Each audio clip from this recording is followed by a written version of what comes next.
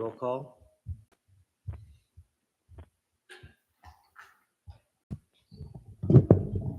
Lisa Johansson will be here in a minute. Callie Courtney, Here.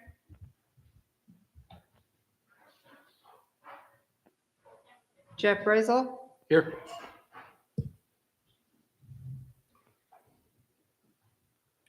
Kent Mitchell, Here. Carter Cole, Here. Deputy Mayor Lewis. Here.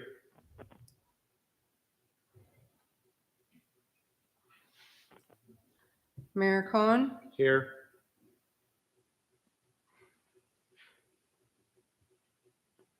we have a quorum.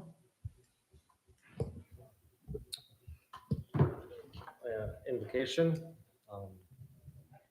Carter, would you like to? Dear Heavenly Father, we just come to you. We just thank you for this day. Lord, we ask that you would provide healing to Kent and help and guide our leaders of our country to bring peace to the chaos and help promote peace throughout our world, Lord. We know that the only true peace is when you're going to be amongst us. So, Lord, we ask that you would be amongst us now and create a peaceful meeting and let our ears be open and our hearts be pliable to your way. In your precious holy name, amen.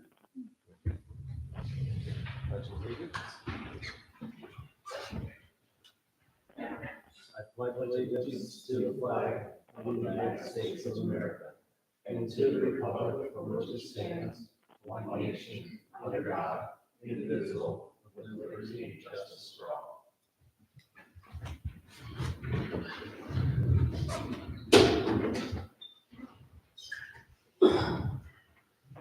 Brings us to approval of the agenda.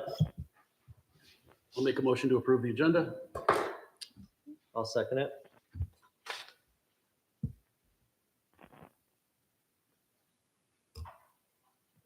Motion's been made and seconded to approve the agenda. All those in favor, oh, I have to do roll call, sorry. Uh, Deputy Mayor Lewis.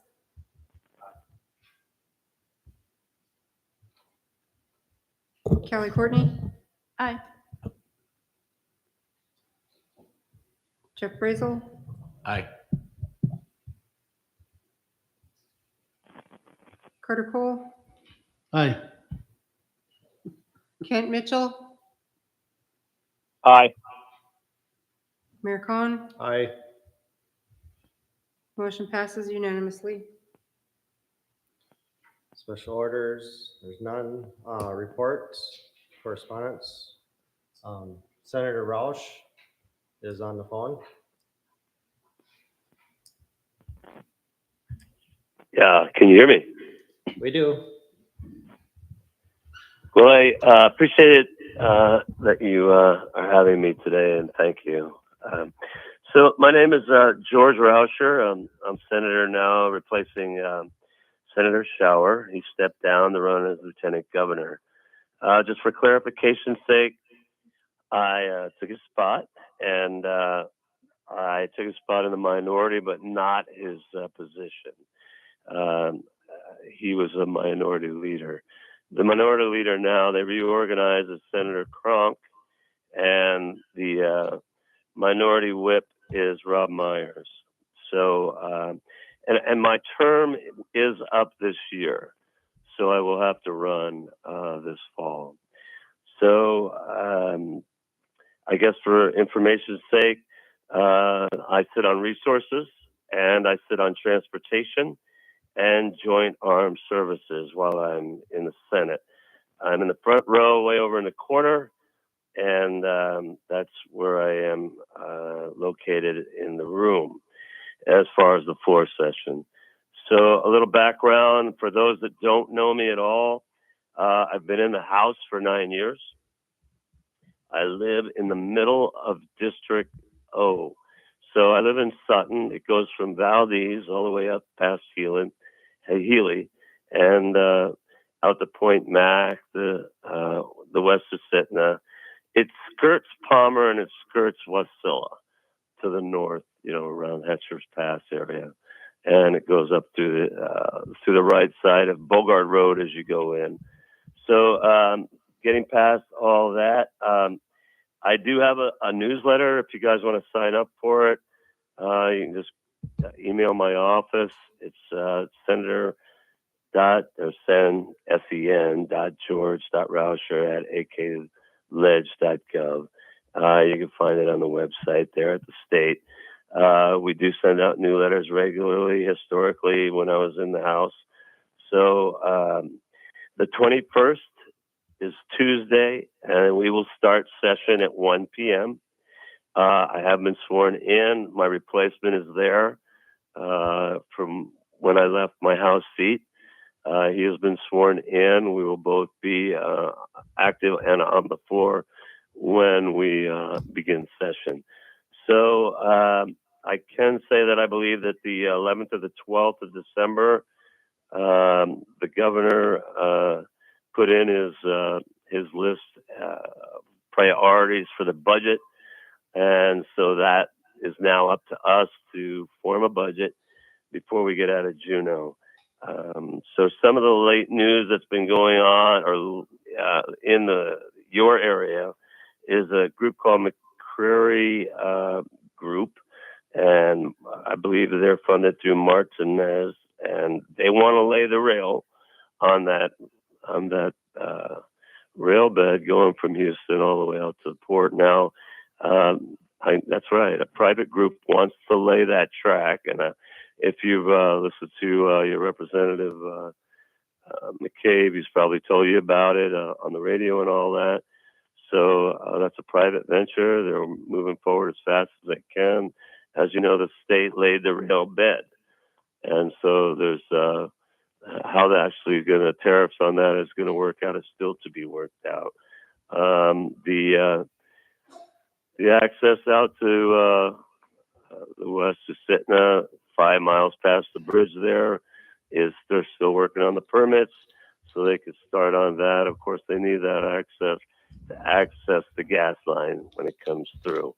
So we started a meeting with John Sims from MSTAR. They said that our gas bills are going to go up 30% sometime in the near couple of months, because he has had to up his contracts. Fury wanted over $13.75, I think close to $90, and they settled back down to $13.50, but that's still up higher. I think some of those the producers out in the inlet are thinking if he goes overseas, he's going to have to pay a lot more. So they're raising their prices, so it's going to fall on the ratepayers 30%. And MEA, which I believe most of you are, is just had a contract, extension. As you know, in 2028, their contract for gas with Hill Corp is coming to terms. They are paying around 8 cents. They got an extension. It's a little more. I haven't been able to get the number from them, but that means that progressively until 2029, your bills are also going to go up. There's a projection after 29 that everybody's going to go up 30%, and that includes your electric bills. That's basically the short and the long of it. I don't know how much time I have. If you have questions, I'd love to answer them. I don't know what all I should have prepared myself for, but that's the gist of the big stuff that's coming out. I believe the governor's going to do his state of the state.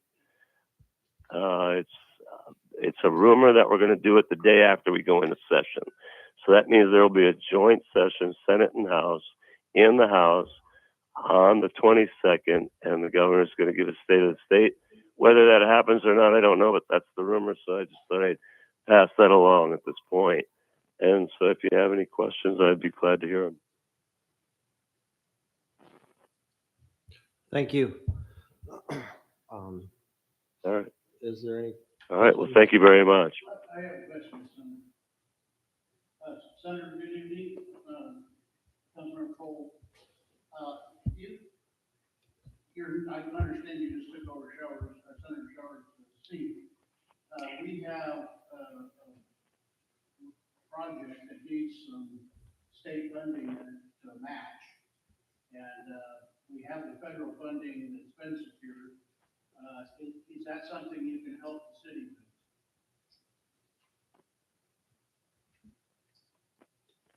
Okay, I would like to say that I could not hear you very well. If somebody could get closer to the phone and repeat the question. I apologize, I didn't have my microphone on. No worries. The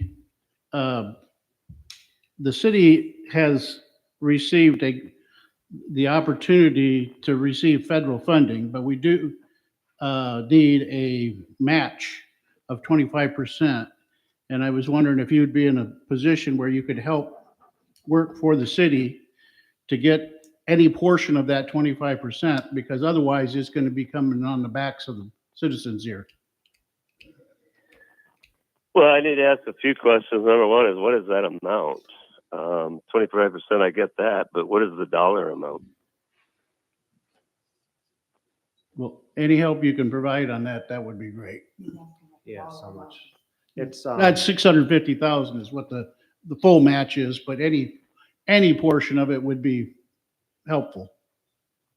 Okay, so the amount that you have to come up with is 650,000. Is that correct? Correct. Okay. And the project that we're talking about is? it's our 9-3 building, fire station and public works building.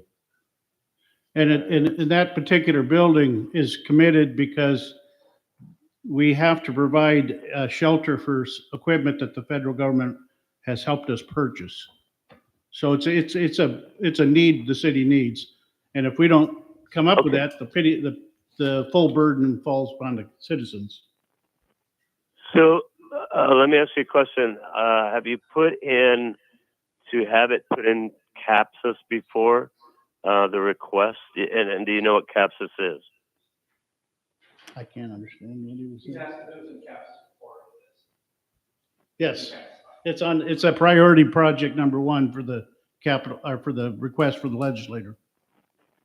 Okay, so has it been put in before today, though, in previous years is just all I'm asking. So I know where it stands in our CAPSIS. Our CAPSIS is for capital projects from around my district. Those go in, you guys have a password for it. You can put the information, the full information that you need about any particular project that you're looking for funding for. And that way I can forward it on to finance when the time comes and they say, what are the projects that you'd like to forward through?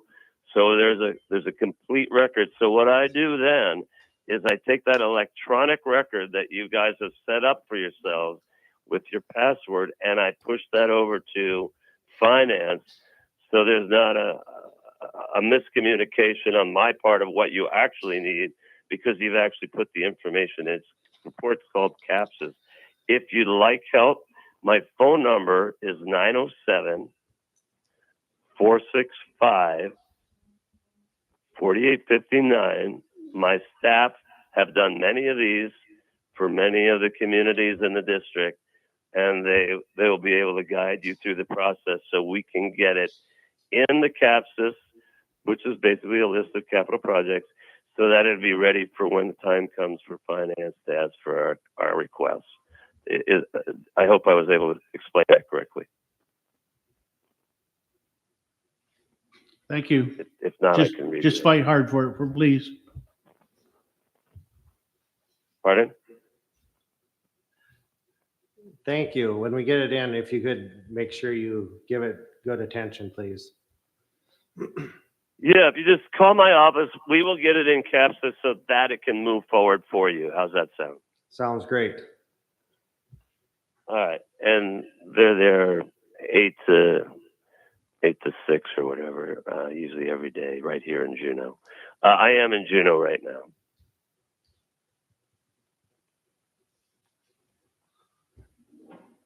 Any more questions? Anybody else? Nope. That's it for now. Thank you, Senator. Yeah, you bet. And I'll let you know how that progresses after it's put in there, and I'll keep you informed. I'll try to make your meetings monthly if you'd like me to. And I'd be happy to, call in as many times as my time will allow. Okay, thank you very much. We'll be in touch. You bet. You bet. Thank you.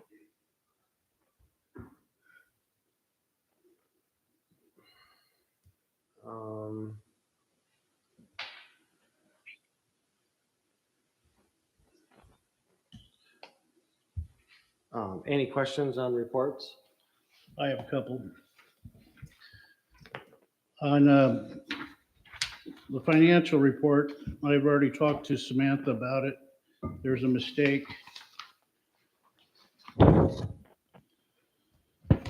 Between the park fund and the reserve fund, that she's got them backwards in the amounts.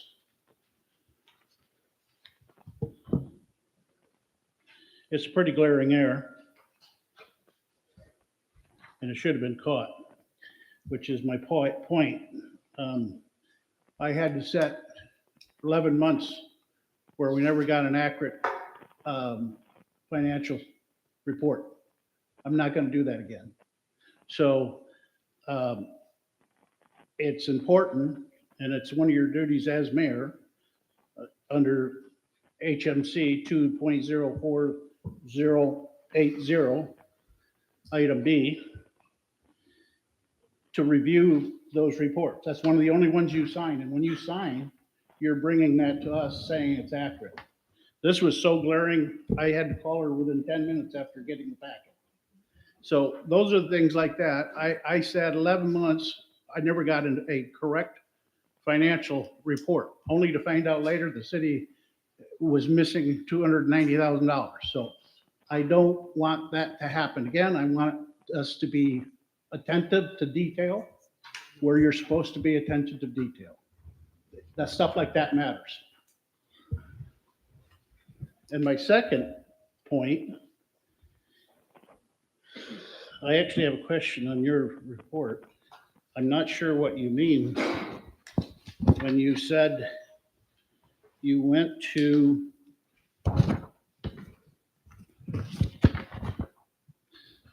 on December 18th was legislative roundtable. I attended and listened to Wasilla Palmer and the Matsu Borough delegate for the things going on in the area that they felt needed support from the state. I don't understand, what, did we present our projects or not? We did not present a project. I informed them of projects that are going on that, yes, we could use some help. So I guess I presented them, but I didn't present full details of stuff. Okay, that's an important, that's why we were very fortunate to have the senator on the line tonight. But every one of those people that do not get that information in detail, and I just happened to be at an open house on NSTAR, and I believe the senator was there too, on the 7th, where I ran into a few of our legislators there. And I said, hey, how did our new mayor do? And they didn't know anything of our projects. So please don't let things like that go by anymore.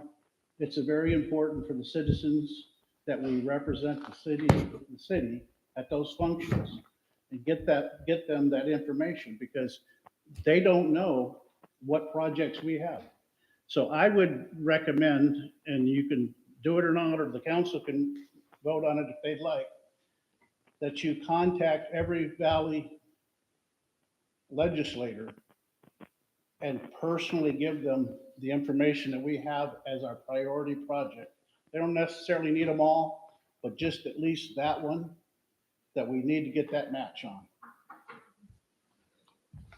That's all I have. Thank you. Does anybody else have any more? I just have a quick question. Is Chief Hartley the only department head here tonight? Are none of the others, Samantha? Sam is on the phone. She's on the phone, Yes, okay, but And Public Works? Public Works, she's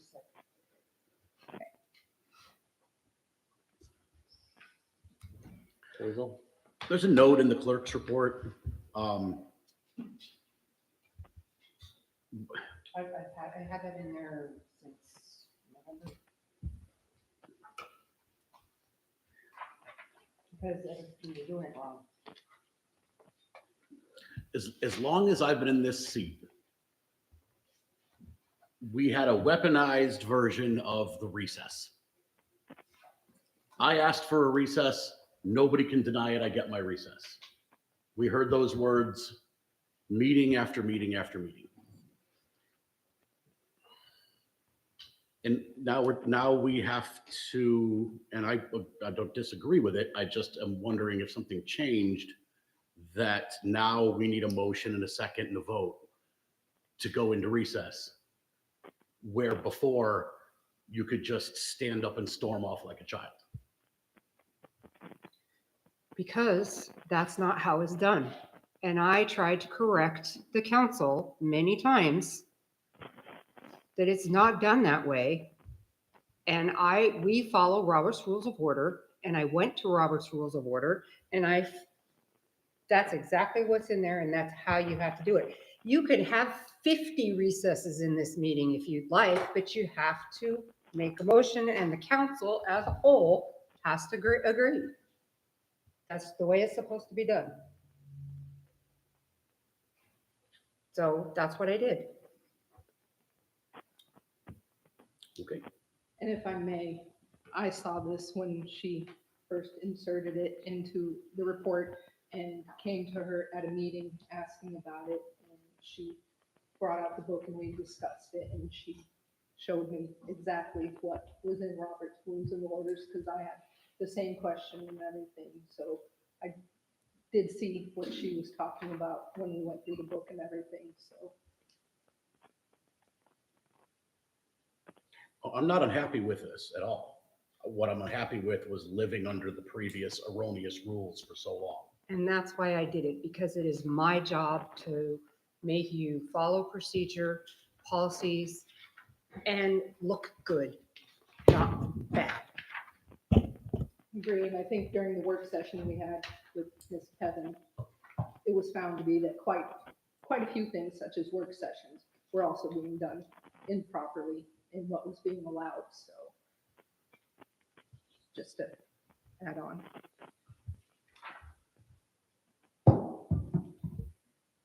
If I may, through the mayor, this is Samantha. Yep. I just wanted to give council a heads up. There will be an action memorandum coming up here for you guys to see regarding, we got notified by the Mat-Su Borough.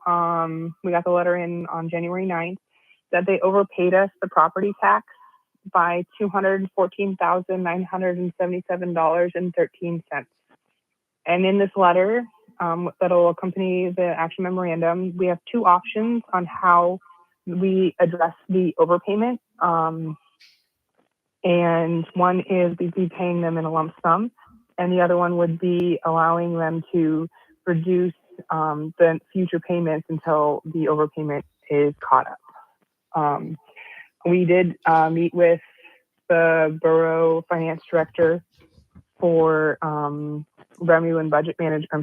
She's the revenue and budget manager. And they explained the process for how the mistake happened, how they're going to correct it going forward. And it was a simple system person error. And we wouldn't have been able to catch it on our end with the way that they cut the checks and the payments. They were behind, and then they were trying to catch up. And so I just wanted to let you guys know that it is coming here in the future as a heads up, so you guys aren't shocked when it does come forward. Thank you, Sam. You guys have any questions about that?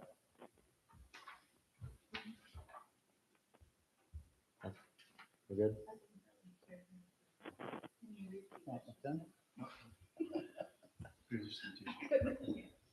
The borough overpaid on their property taxes through payments, and they screwed up in their accounting.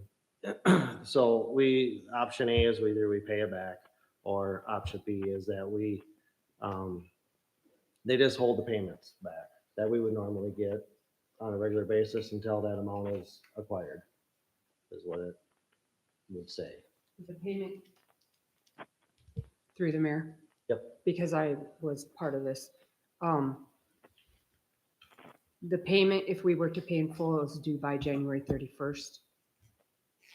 And they pay us monthly, whatever they get. And February and August are the two big, huge months so they figure probably by March, if we go the second way, that route where they just take it out of what they would pay us, they figure by March will probably be cleared. So. Did I explain that right, Sam? Yes, that's correct. Okay.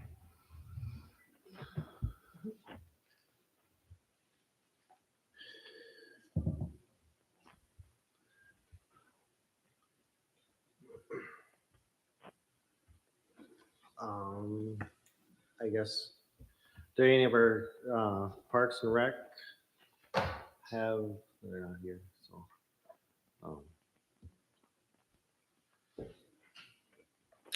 Christian, you have anything else to add for your? Okay. I guess that's end of the reports for departments, unless there's any other questions. Moves us to public participation. Persons to be heard.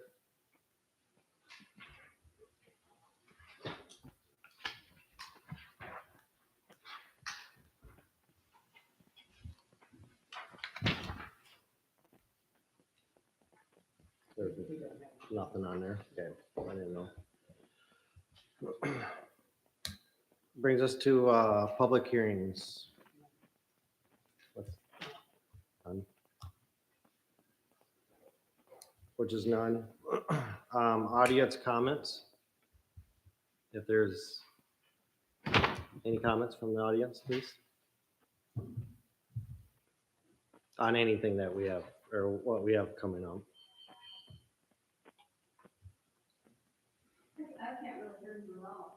I'm sorry. It's public comments. What are we on here?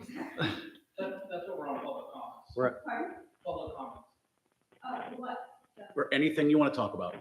Pardon? For anything on, Oh, well, yeah. Never done this before. Pardon me.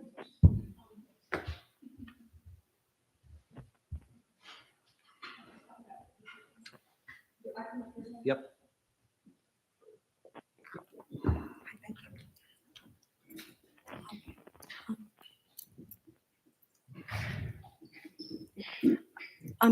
I'm here to discuss the removing of, or to giving the animal control over to the borough.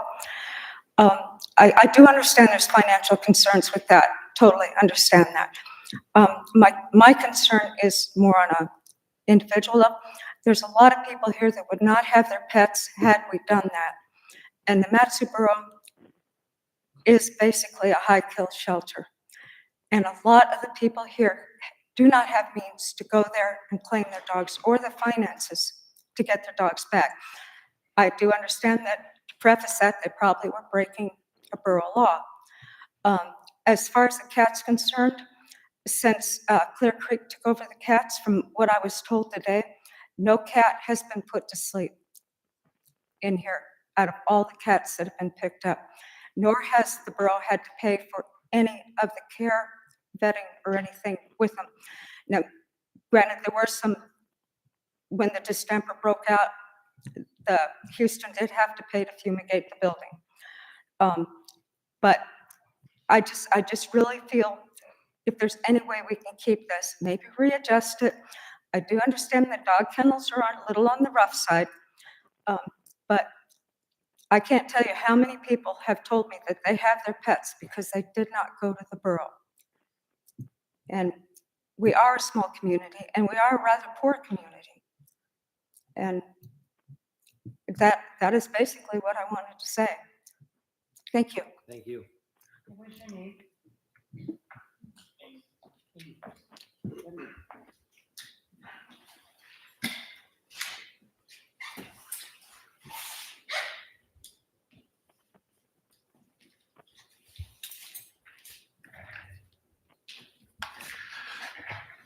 Hi, my name is Larry Lawrence. I just wanted to thank the fire department and Lisa Johansson for helping us with getting our fire stuff. We're lined up in our house and stuff and getting our alarms right and everything else. It was really nice. I really appreciate it, you guys. Thank you very much.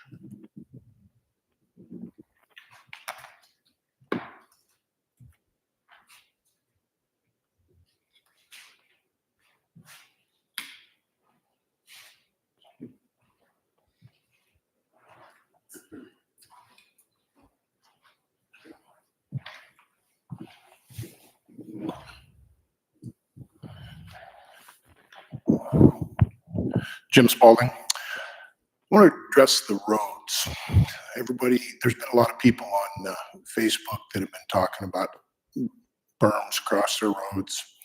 And last year, well, for 19 years now, we've had a hedge out in front of our house, and it's kept the dust down. I've talked to past mayors about leaving it there, and everybody said that it's been out of the way and there's no problem with it. Well, this last fall, whoever was running the brush cutter come down through there and destroyed the hedge, took it out. Not right away. So, yeah, of course I'm pissed because it was something that was benefiting us from keeping the dust and the dirt out of our house. I was told that by the public works director that the mayor directed her to do it, and that it was for snow removal. Whoever's doing the snow removal hasn't even come close to where that hedge was. There's still 4 feet on each side of the road that they haven't touched with the blade. They're leaving berms across driveways because they're very inept at what they do. The Miller's Reach Road is so damn rough that, I mean, you can't go but 2 or 3 miles an hour. It's a paved road. He should put, the guy don't even know what down pressure is. And the roads are, they're bladed terribly.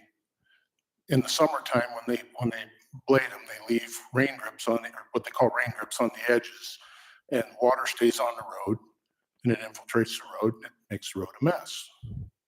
And if we had, all it would take is a gate on each blade, and somebody to know how to run a gate. They could drop the gate and keep the snow off. If we're going to go and hand the borough our animal control, there's almost $50,000 there to put a couple gates on. I don't know where the public works director or how she was hired, but in the past, the public works director would get in a pickup truck with a plow and knock those berms down in front of people's driveways. I know the borough is 12 inches. They send somebody out if there's over a 12-inch berm. There was people posting 4-foot berms. And even with a blade, there's ways of plowing that you don't need to berm somebody's driveway in. And there's a lot of old folks in this city that can't get out there and clean them up. So we need to look at who we hire and how we hire these people. And like I say, I thought the public works director was supposed to be able to at least get in a pickup. And all she does is make excuses now. So, thank you. Thank you.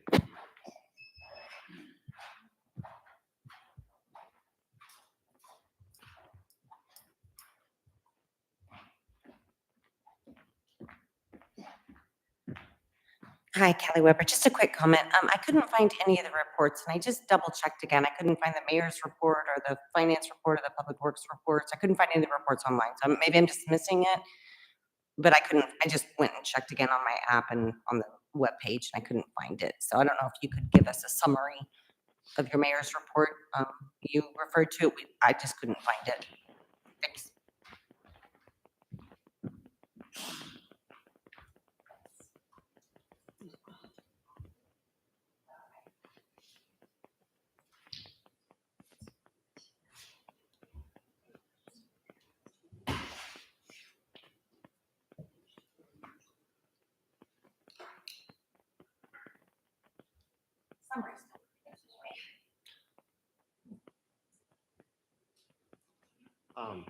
I guess it's for your request. I'm not gonna keep this all.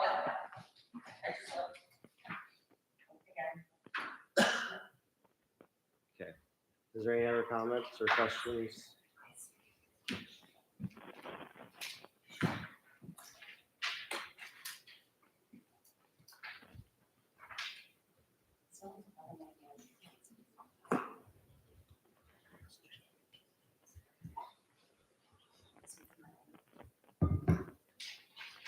We'll move on to the consent agenda.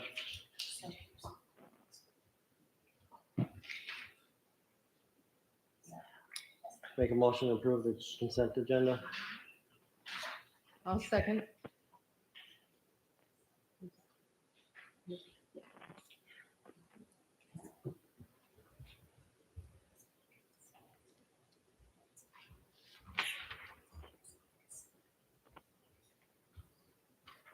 Motion's been made and seconded to approve consent agenda. Carter Cole, Aye.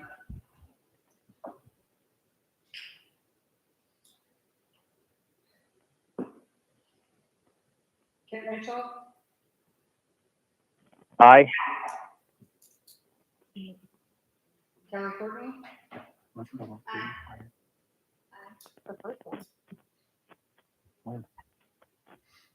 Jeff Rizzo, Aye.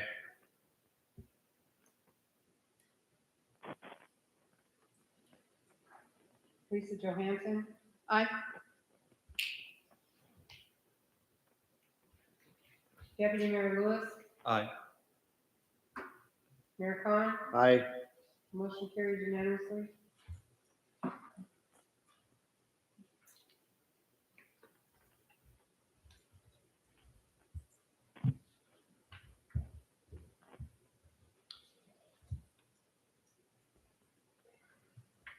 Unfinished business, none. New business. You want to read? If you would. New business number 10A.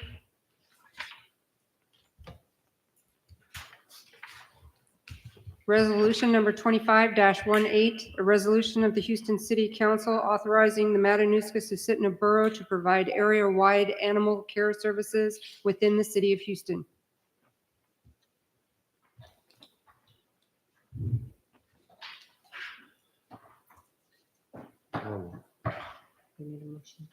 Need a motion. Make a motion to approve.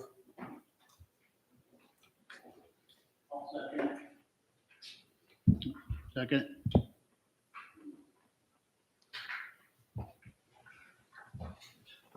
Open for discussion. You're gonna let George come up? George, would you like to come on up, or your team?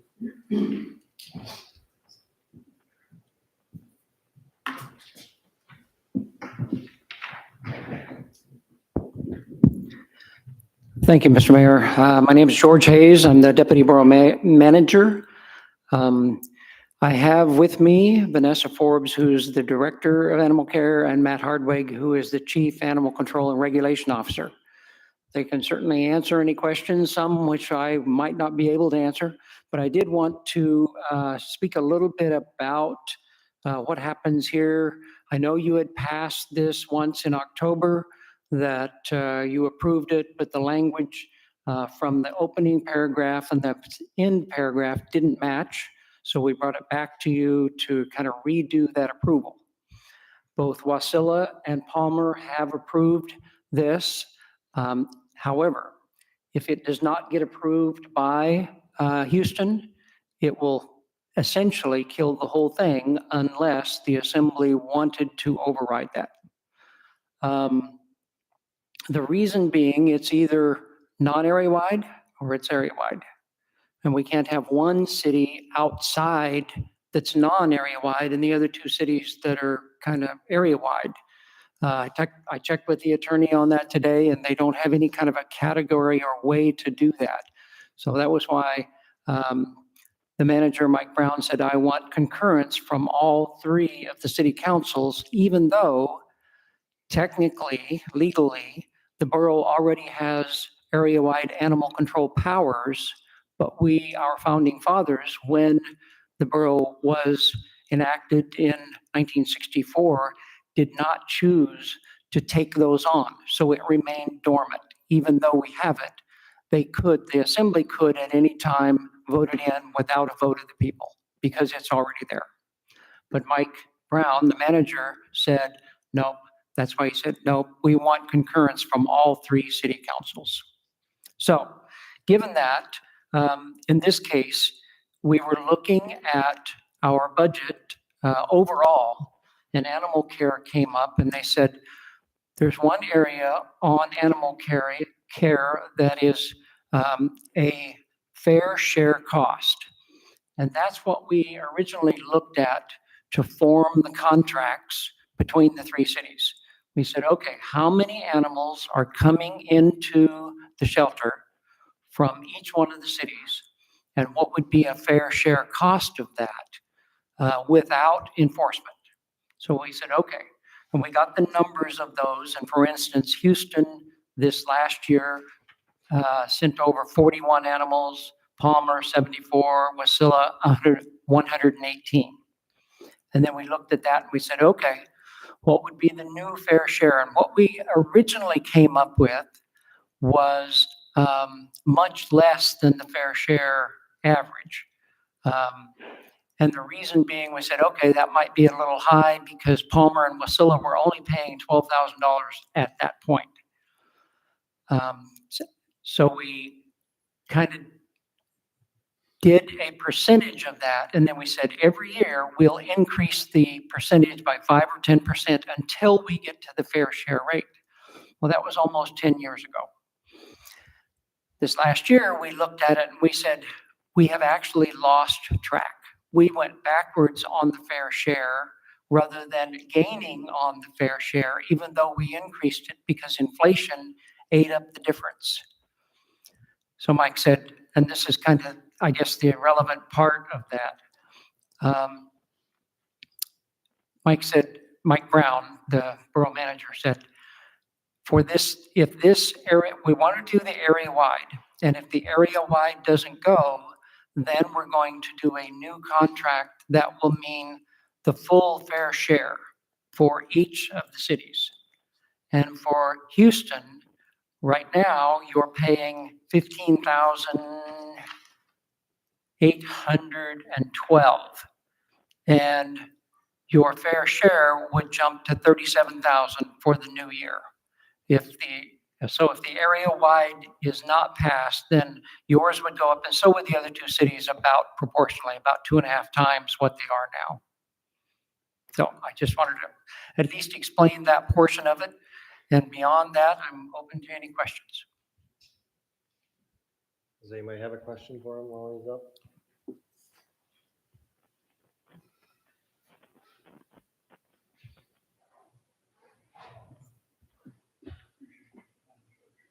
Thank you.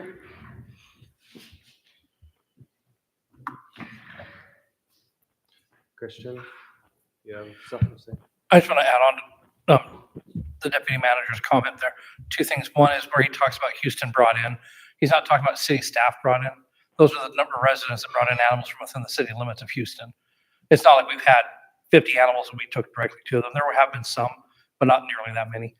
But the other one that he mentioned, I just want to let you know, the IM that I wrote up was based on the current contract fair share amount.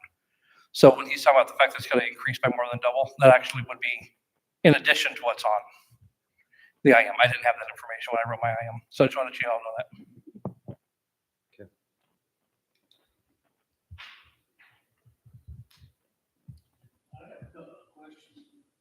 I have a question for the, has everybody on the council been to our animal control shelter?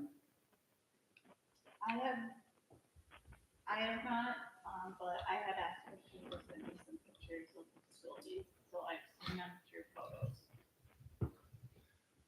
Well, this started, I mean, I like dogs and I like animals, so I really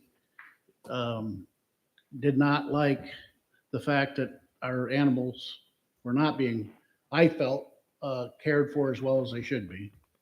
And I actually had asked the borough to look into this. The other cities were ecstatic about doing it. And I kept twisting Mike Brown's arm to keep this thing going for months. If you go to the borough's facility, they're clean, well-kept. The animals are, would have no problem taking an animal to the borough shelter. And it's not Chief's fault. We just don't have the infrastructure in Houston to treat those animals well as I think they should be. And they have the facilities to do it.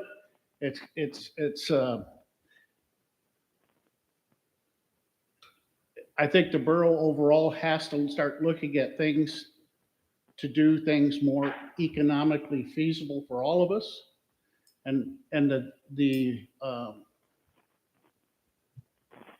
I'm in full support of having it area wide. And it lets people outside our city also they already know what, if you go to one side of the valley, it's going to be the same thing if you come to our side of the valley. There's not different rules over here from where they live. So once they learn the rules in the valley rules will apply. And that also is a good thing. So before you vote, think about the animals and how they're going to be treated and cared for.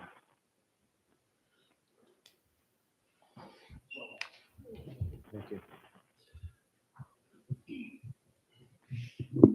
Anybody else with any questions, comments? I have some comments.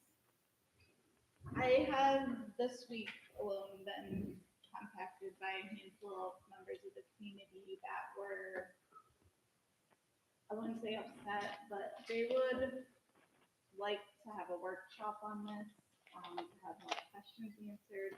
I don't know.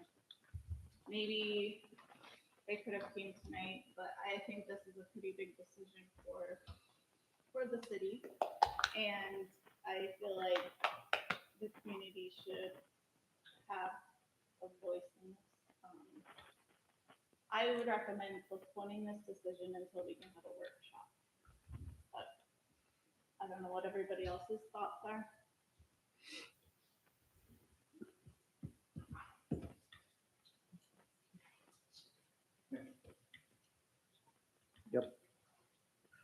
Through the mayor, not speaking for the Matsu Borough, obviously I don't work for them. I haven't for a long time.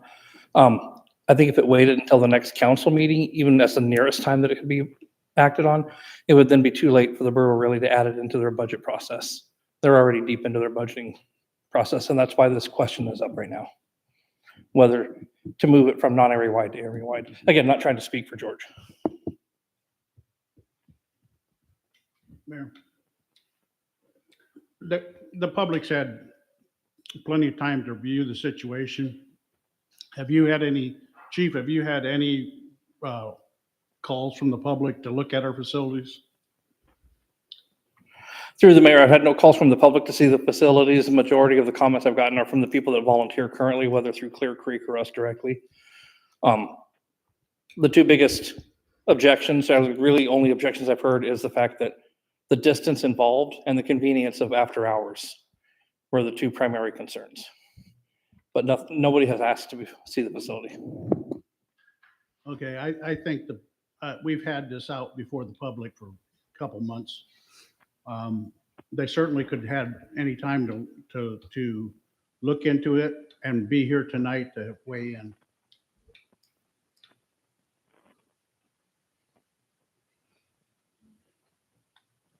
Anybody else? I'd like to add.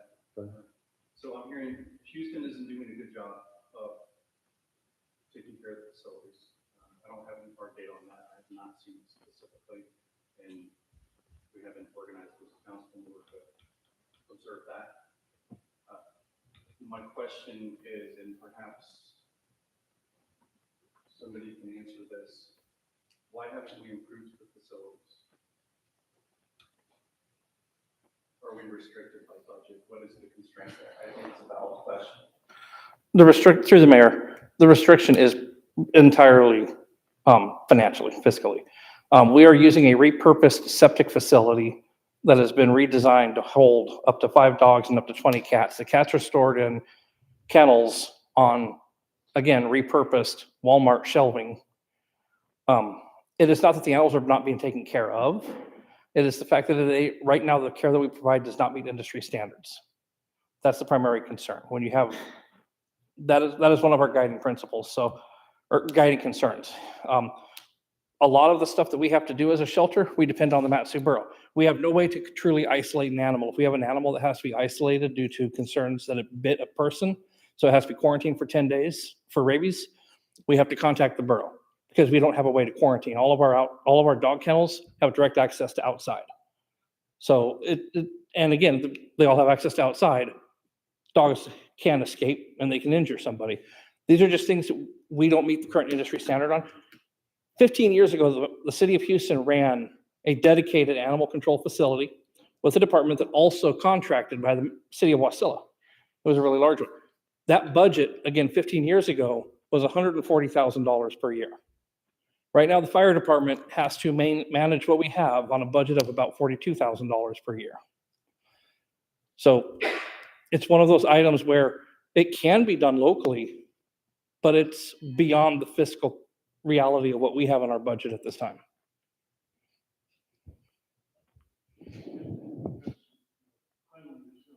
Part of the year, chief doesn't even have a lot of increases. So it becomes a real problem to try to do good maintenance in that facility. And currently, Houston, in my opinion, does not adequately care for the animals.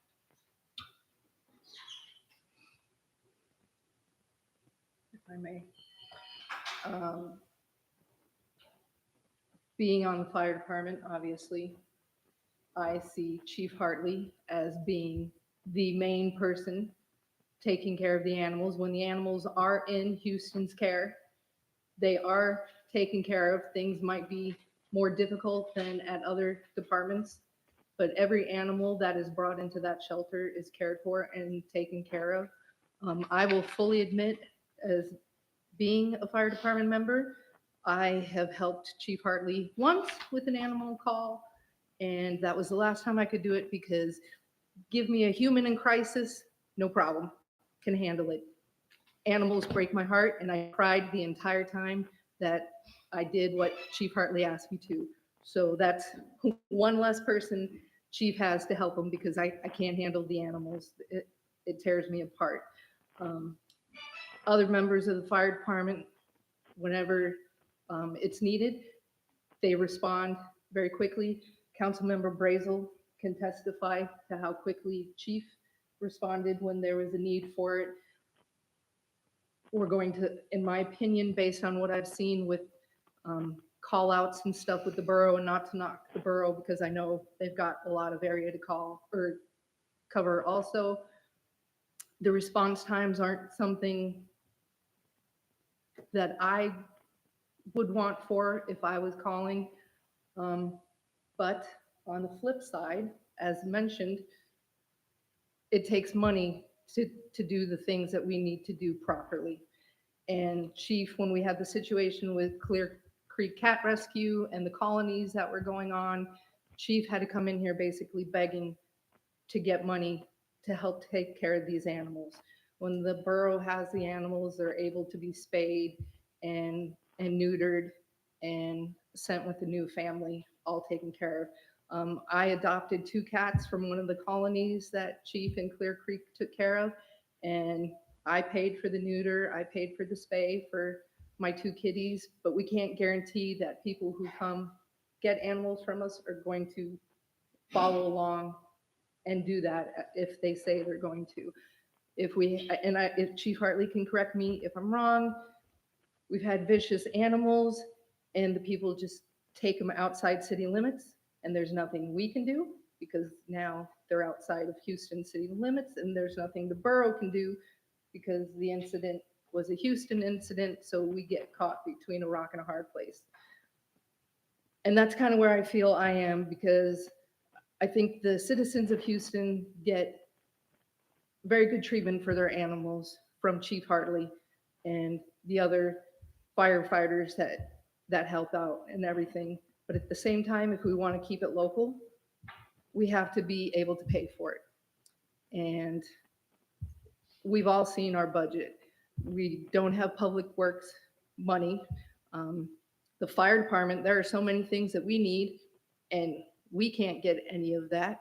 I mean, we need new radios for all our rigs to be along with the rest of the borough. We can't pay for that.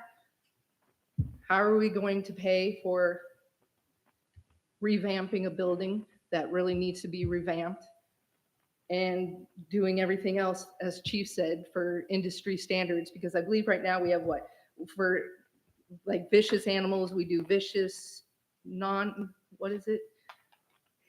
So the city of Houston's classifications are vicious, dangerous, nuisance, whereas the Matsu Borough uses a much more specific guideline that's more industry standard, which are just type 1, type 2, type 3, type 4 classifications. So not only would we have to upkeep and revamp the building and continue to put in money for various programs that would be needed to take care of the animals, but then we're talking changing code too, to be able to do more to protect the animals in Houston. And like I said, I'm a huge animal person. Anybody who knows me knows I'm all about the animals. But at the same time, we have to think about how are we going to pay for it? If we can't pay for it, we can't do it. So we have to look ultimately what's really going to be best for the animals. And if you have to drive to Palmer to get your animal, I mean, I know accidents happen. We've had windstorms, animals get out. But I also know we have some chronic things in the city where animals are just running loose. So maybe lessons are to be learned if you have to go to Palmer and pick up your animal. I mean, I've never had to do it in 16 years of living in Houston, and I've had dogs the entire time. So there's that too. So I mean, what it really comes down to is money and what's the best for the animals, honestly. But I will say, those animals are taken care of whenever they're in the city of Houston's care. They are not mistreated or in horrible conditions or anything like that. It's not a hotel in Vegas, but they're not being mistreated or anything like that in any way. So just my 2 cents on the matter. Any other? Tonight's the first time that I've heard of the adjustment in the fair share portion of it. So I've been trying to quickly do the math and compare it to the $2.50 per 100,000 of assessed value on a property in the city of Houston. And essentially what I can come up with here, doing quick phone calculations and using 2,200 residents, it's going to cost the city residents more to stay where we are than it is to let the borough take it over by almost 50%. So we can say, you know, we're going to dig our heels in and we want to do this ourselves and we're going to make the shelter better and we're going to fund it better. We're going to do all these things. Or we can accept the fact that this is something that we need to hand over to the borough, reabsorb the money that's in the budget, maybe because just to the 21,000 or so difference in the fair share works out to be about $9.50 per resident. What this works out to be is if we give it to the borough, we reabsorb the $43,800 that are in there and hand over $250,000 or $2.50 per 100,000 of an increase. Now I don't have the numbers of houses versus residents versus housing costs in front of me to be able to do the accurate math. But even without that, it would cost us significantly more to keep this in the city of Houston than it would to let the borough take it over.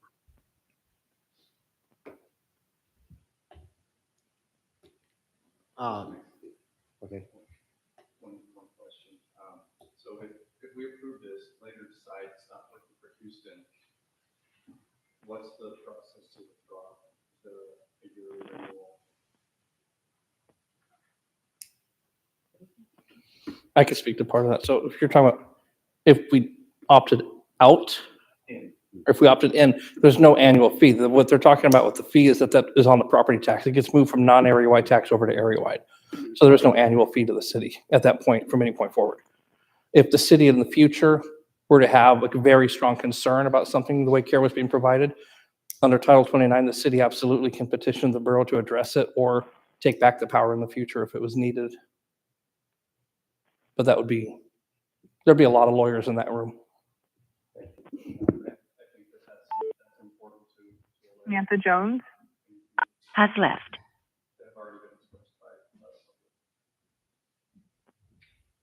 George Hayes again, Deputy Borough Manager. As I understand it, the Assembly, if you pass this tonight, then the Assembly still has to pass it to be area-wide. Once they pass that, then only they can take it away and make it non-area-wide. So it would have to be a vote of the current Assembly at that point, and it would then become non-area-wide for all 3 cities, if they did that. So if any city wanted to pull out, if you will, or change their minds, then they couldn't do that without a vote of the Assembly.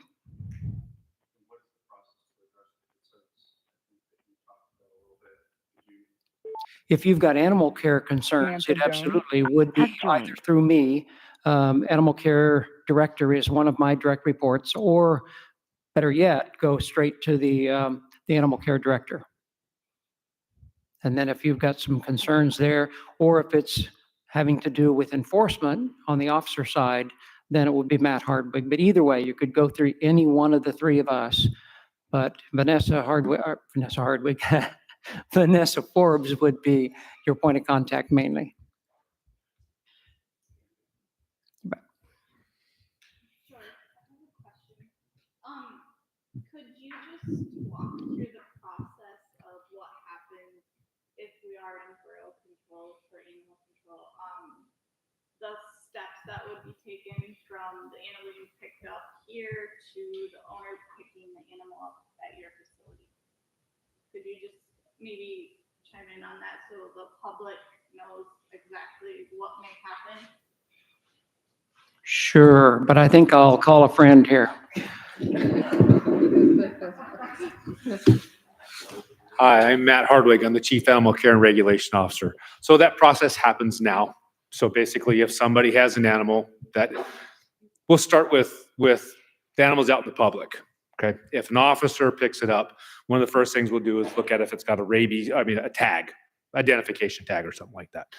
All of the officers have mobile access to our database out in the field. So we can look up microchip IDs, addresses, names, and that to be able to get it. Our whole goal would be to get it back to the animal. One of my biggest goals in life is also to have all animals microchipped. So we have microchip scanners in the trucks. Scan them, look at our database, contact the microchip companies, get the information there.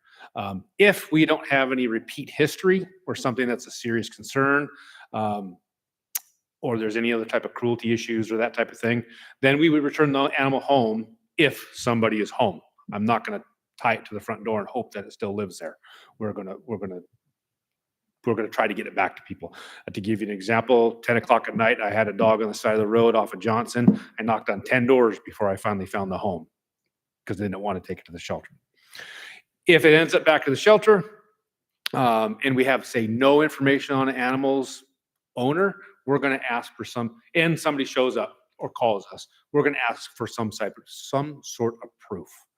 We don't give animals to people just because they say that they're mine. We've had history of that not being necessarily the truth. So they're going to have to provide us with some sort of proof, rabies certificate, medical report, picture of them with the dog, with the animal. So then they would come down to the shelter, claim the animal. There would be fees typically. For the most part, the only fee that is not associated with a service would be the impound fee.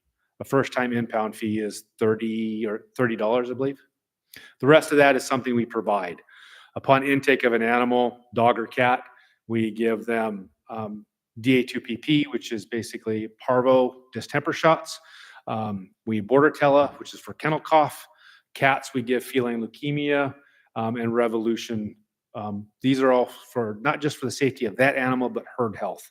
So that if the animal is bringing something else in, that we don't spread disease. Microchips. We provide a microchip upon leaving the shelter, and rabies immunizations if they can't provide proof that the dog or a cat was already vaccinated for rabies. And I'm talking dog or cat because that's about 98% of what we deal with. But we do deal with pigs and goats. I was at another council member mentioned that we dealt with alligators to yaks, and I actually got the full Z because we've dealt with alligators to zebra finches. So I got the full alphabet. So I mean, it's kind of an over explanation of the process, but if there's any,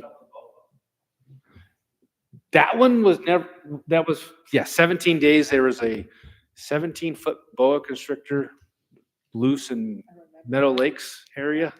Yeah. We don't think it ever left the house, but it showed up 17 days later. Thank you. I just wanted that to be clear to the public. That way they knew what the process was. And my goal as enforcement is not to have animals at my shelter. If I can get them home, great. But we want them there at the shelter versus running loose. So they don't get hit by a car or other things happening to them, or if it's an investigation, quarantine for bite, that type of thing. How about an example of large animal or farm animals? How are those handled? Same way. We have a facility, a quasi barn. We have an outdoor area, a brown pen. We also have indoor, probably 3 available stalls, indoor stalls that we have. Our horse cases have gone down significantly over the last 20 years, but this year is the first time we've ever had 5 geese at the shelter from 3 different areas, which was kind of fun. So yeah, we've experienced with all livestock. Again, do the same thing. If I can find its home, we have an after-hours livestock list that we keep. It's kind of gone away because not a lot of people own livestock in the valley anymore like they used to 20 years ago. But we would get those, hey, there's a paint mare with a red halter, and we might even know who it belongs to because somebody said, and we'll call. Thank you for that. You're welcome. So currently, if somebody in Houston calls and there is, for example, a loose dog in the property next to their house, Chief Hartley I've seen it happen over and over again. I think probably the longest I've seen it take to get to one of these things is probably 20 minutes. What I'm hearing is, from the concerns that I'm hearing from folks, is that it's a lot easier for Wasilla and Palmer to accept getting on board here just over geography. The concern is that when somebody calls with a dog that's sitting in the woods in the snow and it's 20 below, that the person that's coming is dispatching from 49th State Street. Is that true? Is that the case? Yes, it can be. It can be. So we respond to kind of address what you're saying. We have the same situation when we respond to Talkeetna, Trapper Creek. We respond to those areas frequently. We responded to Lake Louise. So, I mean, we have a large area and we get those calls regularly. So we might have an officer in the area. We might have an officer in Talkeetna that can address it on the way back down. It all depends on where my officers are at those times. And we triage also based off of what the types of cases come in. A loose dog may be bumped down the road a minute if I got a girl who's being actively attacked by a neighbor's dog, you know. So it all depends on the what we have going on at that time. And if I can add one point to that, they have 4 officers plus Matt, And if this passes, we will add one more immediately. We'll assess the situation and see if we need to add two more. But we'll have at least one more just doing probably likely just the cities, but and they work, of course, 7 days a week. There's one on call all the time. If there's a real emergency and it goes through, whether it's 911 or through the dispatch there that we have at Animal Care, then there's somebody always on call.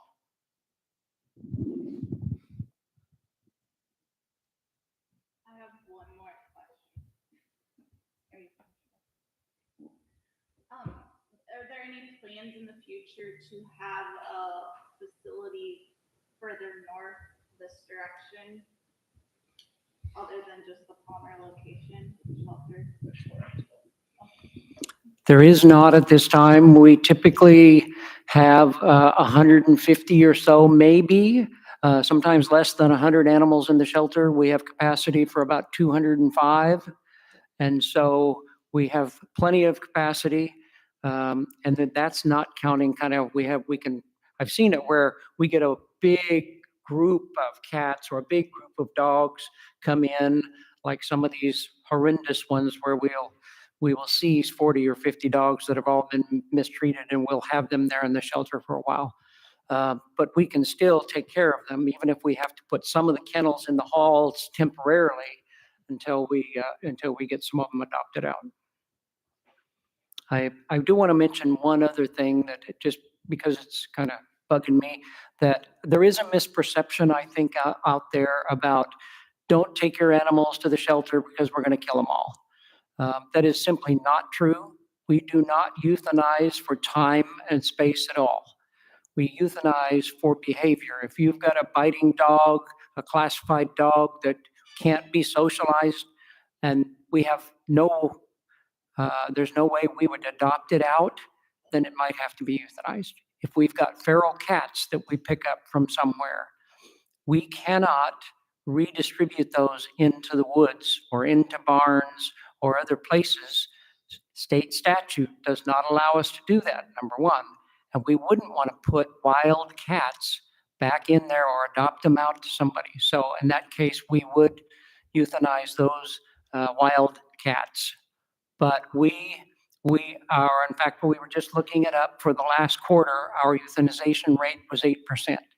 The national average is 20 to 25%. We are way below the national average. And again, we do not euthanize for time and space. Thank you. Thank you. Ms. Kent, do you have anything you'd like to ask at all or not?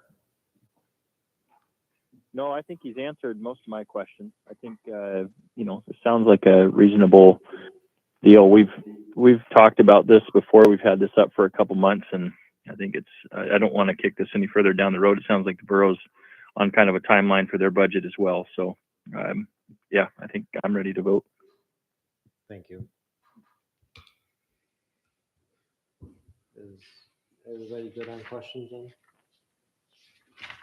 What is your average, if they are there for a while, do you guys have shelters that end up taking them, or you guys act as your own shelter for animals that are not recovered or something?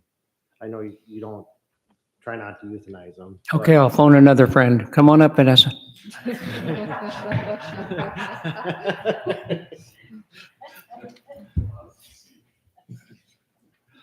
So we have several rescue partners that we work with.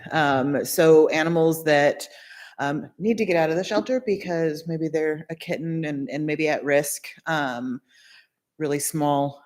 We don't want them to stay in the shelter for a long time. We'll transfer them out as quickly as possible to get them socialized and make sure that they remain adoptable. But we've got several rescues. In fact, over 200 animals in just this last quarter went transferred out to rescue so they wouldn't have to remain in the shelter. Okay. Don't you, I think I'm remembering correctly, if I saw on your Facebook, you have some ones that have been in the shelter for a little bit and they've been going through training to help, get better behaviors or just my brain is just kind of going, but that's right, right? Yeah, we've got a partnership with the Better Companion. It's our Shelter to Scholar program. So some of the animals that have been there longer and are starting to kind of go a little stir crazy get picked up by volunteers. They go in for specialized training. Some of them are doing agility. Some just have basic training. They also come in, some of our volunteers come in for some of the dogs that don't get picked for Shelter to Scholar, and they do classes in the shelter as well, so that they're still getting training, which increases their adoptability. And do you still do the mutts to walk? Miles and Mutts program, yeah, on Sunday, so volunteers can come and take dogs for a walk. We've got beautiful trails, so So, yeah. yeah, for people who are on Facebook and stuff, you can follow along the journeys they post. Mhm. I mean, if I had the space, I'd be down there adopting a million of them because Yeah. there's so many, the cats, dogs, that you've got some Yeah. beautiful dogs down there right now. So We do. people can check Facebook and see what you guys are doing, all the different programs that's available and how they're helping these animals and stuff. I mean, Yeah. it's really, like I said, it just, if I could, I'd have them all. You could be a foster. We've tripled our number of fosters this last year. So they don't just get transferred to rescues. You know, they can go to foster homes for a while. Foster fair. There's always room for one more, yes. I just adopted one today.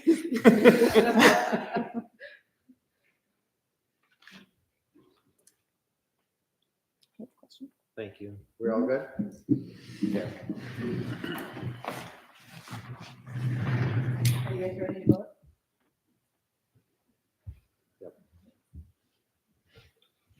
Motion's been made and seconded to approve resolution number 25-18. A resolution of the Houston City Council authorizing the Matanuska-Susitna Borough to provide area-wide animal care services within the city of Houston. Councilmember Mitchell, Aye. Councilmember Cole, Aye. Councilmember Johansson, Aye. Councilmember Brazel, Aye. Councilmember Courtney,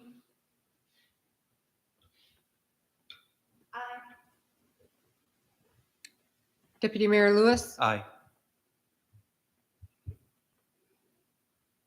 Mayor Khan. Aye.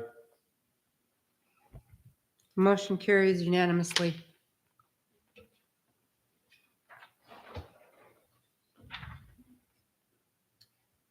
Brings us to AM 2548.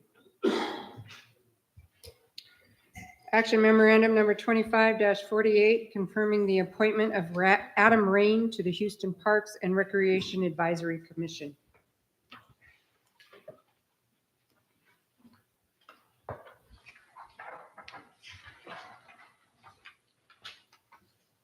Adam, if you'd come on up.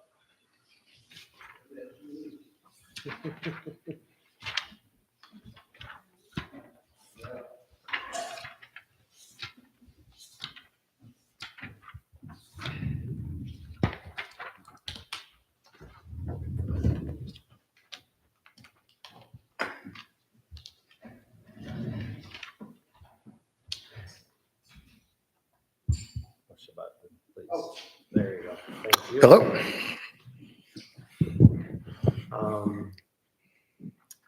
I guess you want to be on the Parks and Rec? You need a motion. Oh, sorry. Need a motion to approve. I'm make a motion to approve. I'll second. Now you can discuss. Any discussion? I have some questions. So you are currently not a City of Houston resident, correct? That's correct. Okay, and how did you hear that there was an opening on the committee for this? It's posted on the website. Posted on the website, okay. And so under brief statement describing your interest in any relevant experience, You just said, I look forward to growing a Parks and Rec program. What do you envision for Parks and Rec for Houston? What do you think should be its main focus for the city? We will work as a team to figure that out. I was in the Parks and Rec committee when it was first started and have held a seat there for most of the time. I was off for a couple of years and now I'm excited to be back. So one thing that's very important that this Park Service or Parks Committee has done is facilitate parties, big parties, love parties. Founders Day, the Easter egg hunt. When we have 2,000 people at the Easter egg hunt, there was a lot of people at the Easter egg hunt. So I look forward to helping with Founders Day, Easter egg hunt, waterworks, and also trails. Okay, Parks and Rec doesn't do the waterworks show. Oh, we help. Oh. Yeah. No worries. Oh, you're saying if you're on the commission, this is your goal? Correct. Yeah. Okay, To party. gotcha. And are you familiar with the current ideas that the committee is moving through with the design down here? Have you? No, seen yeah. any No, I of look that? forward to being part of this committee.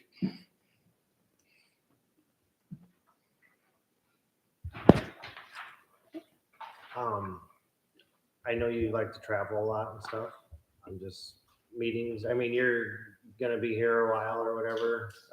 I didn't know if you're off to Hawaii again or something in the plan, or some people.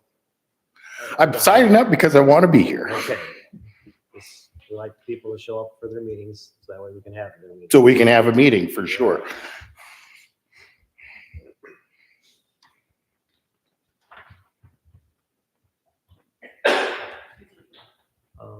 Any other questions for him?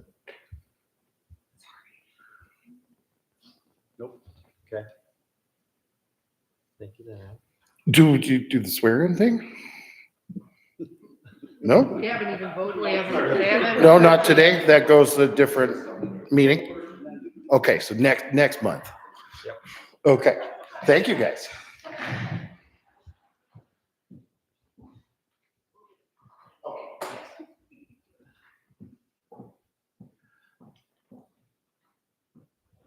I'd just like to point out that when he was previously in this role, his motivation and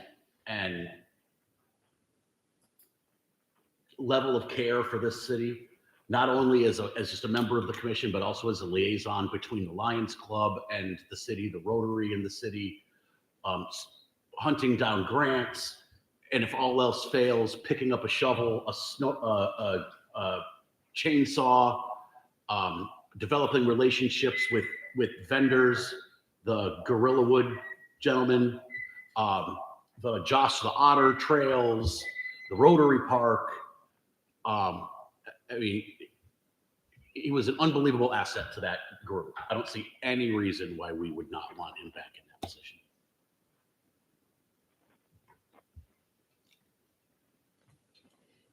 Any more comments?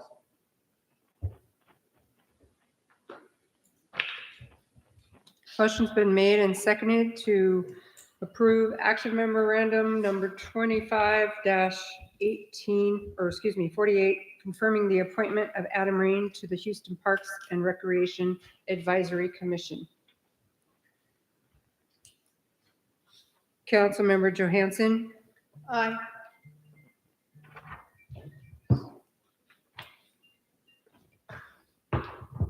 Councilmember Cole, Enthusiastically, aye.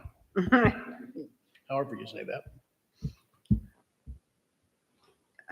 Councilmember Brazel, Aye. Councilmember Mitchell, Aye. Councilmember Courtney, Aye. Deputy Mayor Lewis, Aye.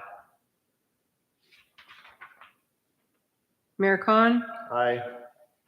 Motion carries unanimously.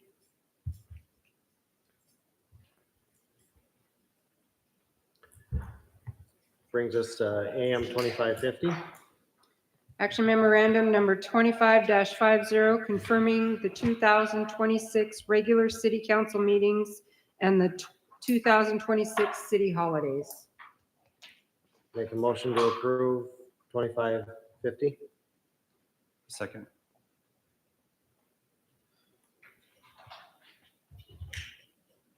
Any discussion?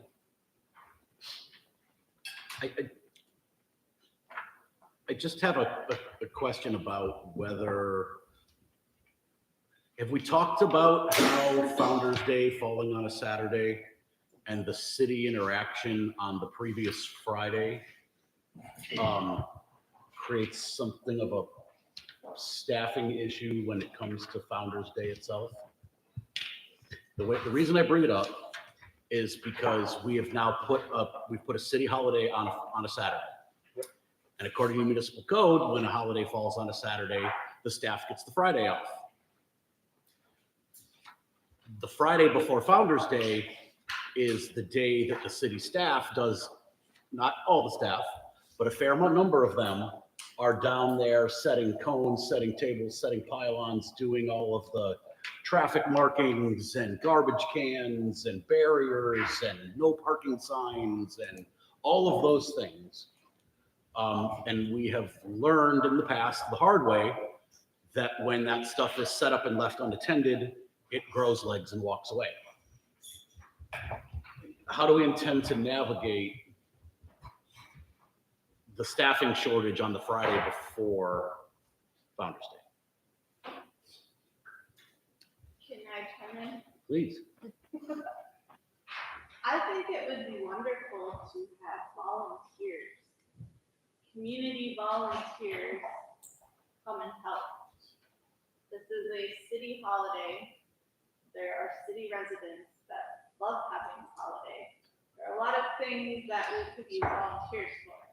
So maybe we could have a sign-up list of volunteers that would like help do this, and we could either set it up early Saturday morning so we didn't have things walking off, or any other items. If I. Excuse me. We need a motion and a second before you could discuss it. True. Sorry. I make a motion to approve AM 25-50, confirming the 2026 regular city council meetings and the 2026 city holidays. Oh, did you? Did you? Oh, I apologize. I didn't even, I'm so sorry. My Yeah. apologies, I was wrong. I have a question to the mayor. Why is this not in an ordinance form instead of an AM? I don't understand that. Through the mayor? Yes. I went and looked through previous years of how it was done, and it's done through an action memorandum But aren't- presented are- by the clerk. Are we, well, I don't care how they used to do it. What I'm wanting to know is if we're setting something up for future, this is supposed to be the future, why wasn't it in an ordinance form? It doesn't need to, why does it need to be in an ordinance form? Because we're establishing a holiday permanently. The citizens voted the holiday in. Correct. That's already That's- done. The holiday's there, but now the council's setting everything else around it. Why wouldn't that go in code? It's in the holidays are in the handbook. Well, for employees, yes, but for how the city's going to manage your, if you look at other events that have been in code, I'm asking a question. That's how I came up with how it was supposed to be done. And I did ask advice.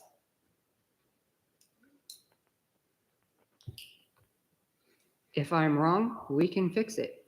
But I did ask, and that's how I did it. And I didn't foresee anything different with it because it was voted in by the people as a holiday, a city recognized holiday. That is the language in the ballot measure. Yeah, I get that part. We've established the holiday. Yeah. But now is this going to be a permanent thing we're trying to do? As far as I know, yes.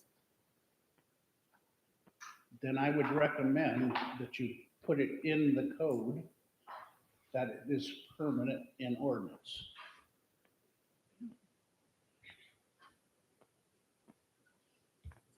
The other ones aren't in the code. Which other holidays, they're federal or state or whatever? Correct, yeah. This is the only Houston holiday there is that I'm aware of. This is pertaining to the handbook, though. It's not, I don't know, I could be wrong. well, But for a handbook to actually be referencing something, yes, the voters have done that. We have to put that in code, I understand. But if there's not, if it's not an established day, like we all know when 4th of July is, we all know when Halloween is. It we all is know an when Christmas established is. day. It is an established day. In the ballot measure, it was established as the third Saturday of August, As it always Okay. has. as it always has been. And then it will go, it's currently not in our handbook because we have to update our handbook for this next fiscal year at the same time we do the budget. So the handbook will come before council with the new holiday in it and be voted on through resolution. So the ordinance that's coming back from what the public has already got the time date established. Yes, Okay, the third Saturday of August. that's all I wanted to make sure. Okay. I understand, these are meeting schedules, and this is an administrative action, so it's not a new law. So Well, the new law was established by the people. I just wanted to make sure that just in particular, for this action, it seems appropriate that as an administrative action, it's not. No, I understand what he's saying, and the ballot measure does state, the way the people passed it, it does state that it's the third Saturday of August, every August. then it all makes sense. Yeah. Okay. Mr. Mayor, if I may, in addressing the setup for Founder's Day, nothing is set up on Friday. The main things that are done on Friday is Public Works brings down picnic tables and sets them in the parking area at Station 9-1, and the, gosh, here goes my words again. The bleachers are brought from the back of 9-1 and placed out here by the fence. The firefighters arrive at the very early morning. This year, we were supposed to meet there at 9. We were at a fire in Willow until late in the morning, so we ended up meeting at noon, but usually we meet at the station at 9 o'clock in the morning on Saturday. And Bob Hall arrives with cones, and the firefighters place all the trash cans around the area. Bob Hall and his crew sets up the cones and the stage in front of the station. So it has been the firefighters and Bob Hall and the people he has that do the setup on Saturday. Chief, am I missing anything that happens else on Fridays? It's the bulk of the setup we do on Saturday morning and the afternoon leading up to the opening of Founder's Day. Through the mayor. My voice is really loud for this thing. Through the mayor, to Councilmember Johansson. So the only things really that we do on the Friday, like she just said, is bringing the tables out from inside the campground. We don't do those normally early because we don't want to, take away service from the campground. And the trash cans. The thing is, we can pre-stage those behind the fire station on Thursday. Volunteers can still come down on Friday to set up what needs to be set up. The majority of it is done on Saturday morning, where the only thing you left out was the U360 crew comes out and sets up the the kids' game area, but that's all done on Saturday.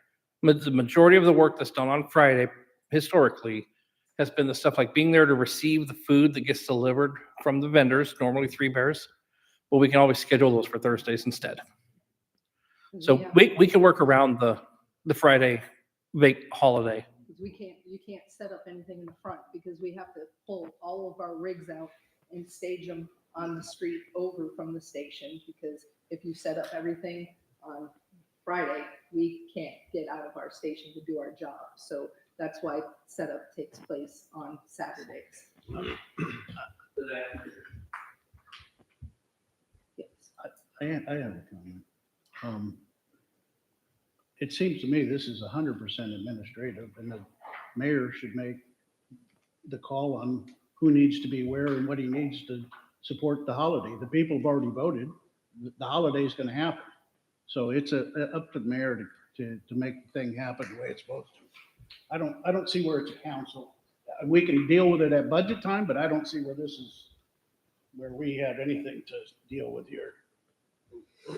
We're more so bringing it to the public's notice what they have approved, that there's an extra holiday for the employees, that they will be paid for a holiday off and when it falls, so that way everybody's transparent on what's going on. So, and hopefully we can get maybe some more support from volunteers or something for Founders Day.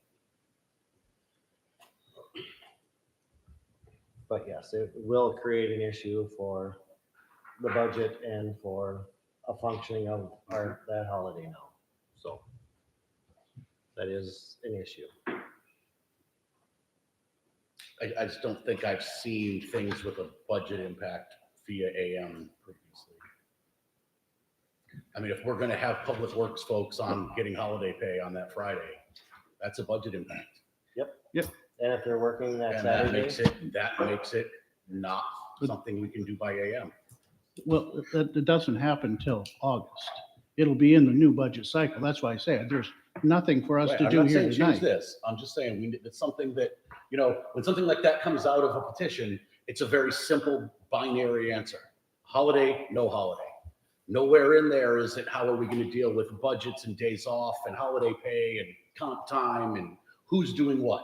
I just want to make sure that those things are being considered as we move forward underneath the new rule set of now this is specifically a city holiday and there is people's time and budgets to be concerned with, where last season there wasn't. Right. I have no issue with the way this is written. I just want to make sure we're paying attention.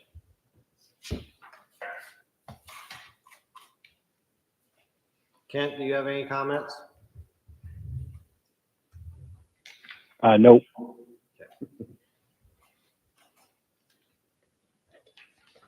Motion's been made and seconded to approve action memorandum number 25-50, confirming the 2026 regular city council meetings and the 2026 city holidays.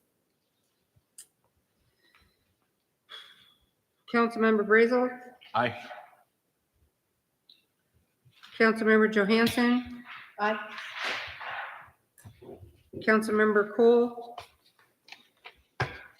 Aye. Councilmember Mitchell, Aye. Councilmember Deputy Mayor Aye. Lewis, sorry. Councilmember Courtney.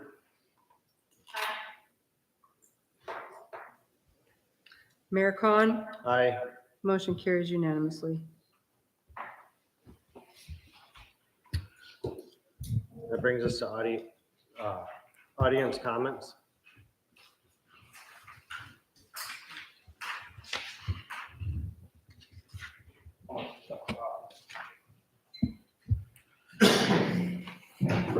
But do it so that my face is visible while the back of my head is visible to YouTube.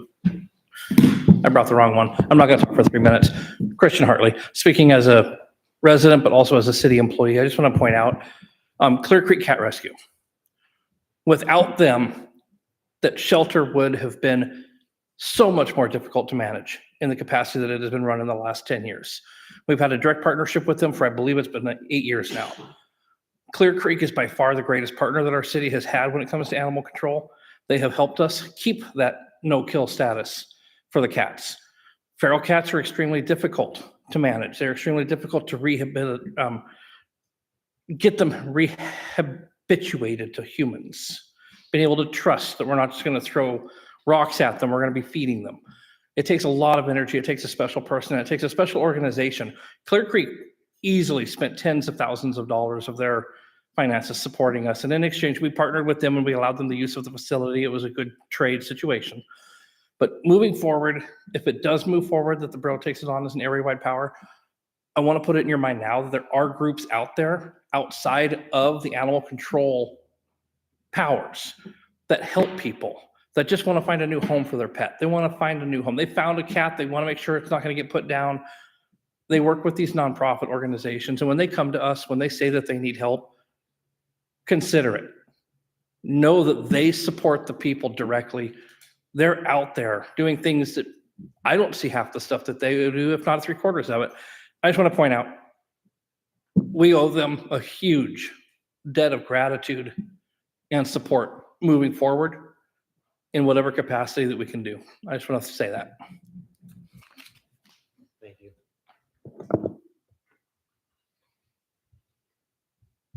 Anyone else?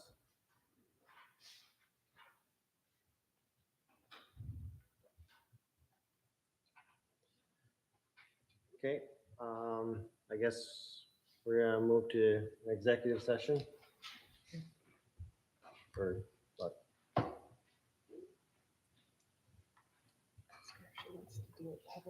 Oh. Sam, are you there? I am still here. Okay.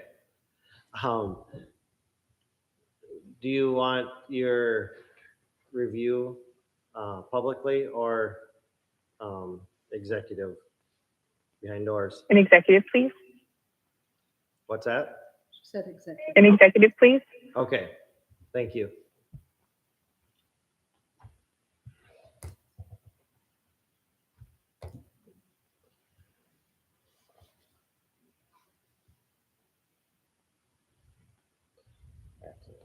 Motion on. Yeah, you said. Okay, Motion to go into executive motion to go to executive session, 7:55.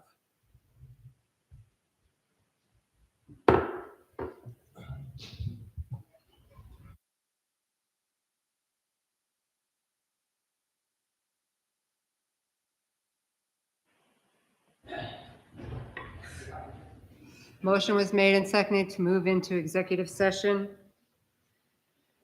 Kent Mitchell? Does he get a say? If he's Did no. You might have. I'll probably just sign off, I guess. Or you guys, when you get out of executive session, I guess I can hang on till then. Okay.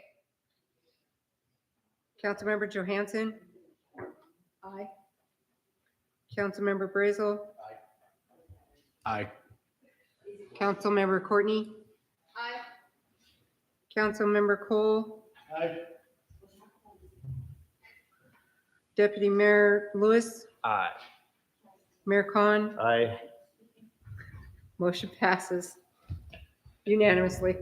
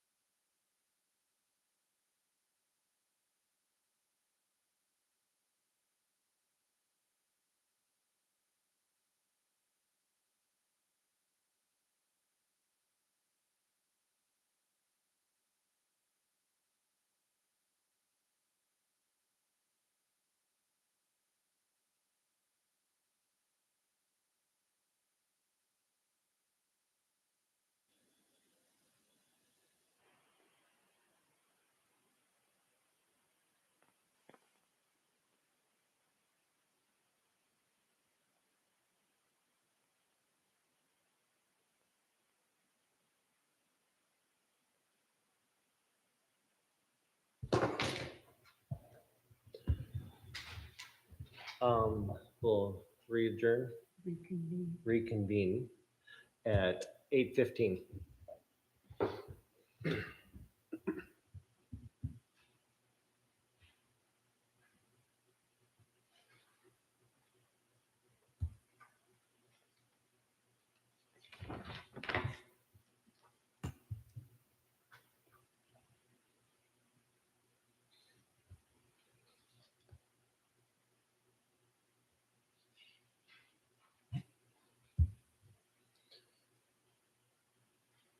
Brings us to closing comments.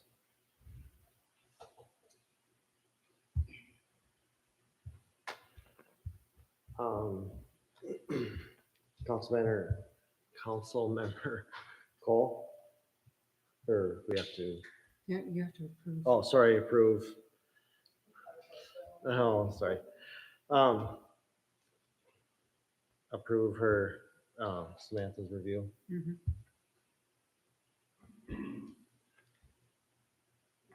Make a motion. Make a Yeah. motion. Make a motion to approve Samantha Jones's annual review. A second.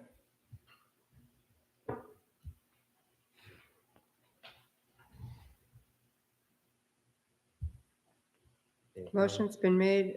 Yeah, any comments? No comments? Okay. Motion's been made and seconded to approve the annual review of employee Samantha Jones.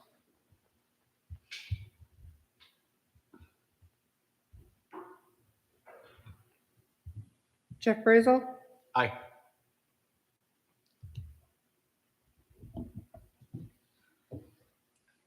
Lisa Johansson, Aye.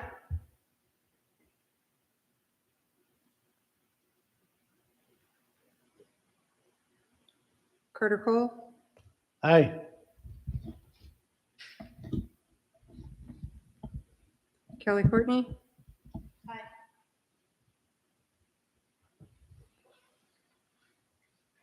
Deputy Mayor Lewis, Aye.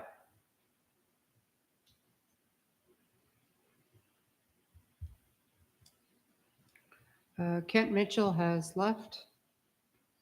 Oh, I'm still here, Oh, but you're still there. I abstain. He abstains. Yeah, I'll abstain because I didn't see the review.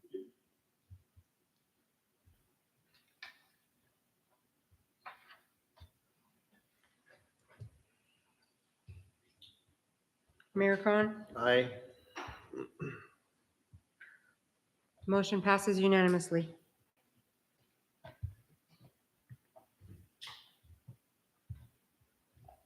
Now that brings us to council comments. Councilmember Carter.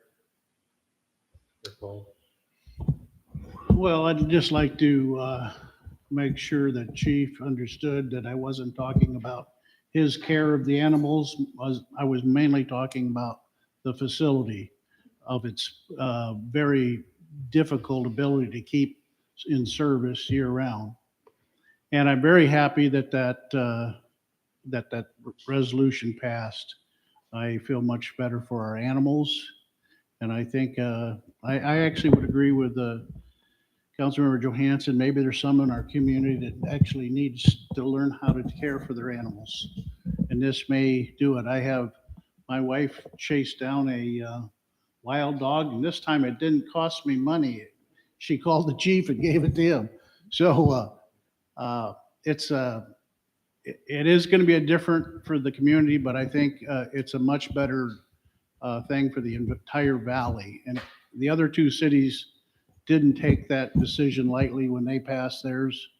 They were, even the police, they were ecstatic to get the professionals to handle the animals because they're trained for it. And I'm very, very proud tonight that we did the right thing. That's it. Deputy Lewis. I've got a few brief comments. First, I want to thank the Senator Rocher, I hope I pronounced his name correctly, for being here tonight, even though he wasn't able to be here in person. That was good information about the federal grant matching that we were able to communicate on, and we will be following up with his office on the capital projects. Second, I want to express appreciation for our city staff. They work hard and deserve our respect and professional treatment. When we have concerns about reports and processes, I believe the professional approach is to work with the staff directly rather than raise them publicly. That protects morale and gets better results. That's all I have. Thank you. Councilmember Johansson. I would like to thank all of the citizens that came and spoke, Ms. Post, Mr. Lawrence. I appreciate him thanking the fire department. We're here to help. That's what we do.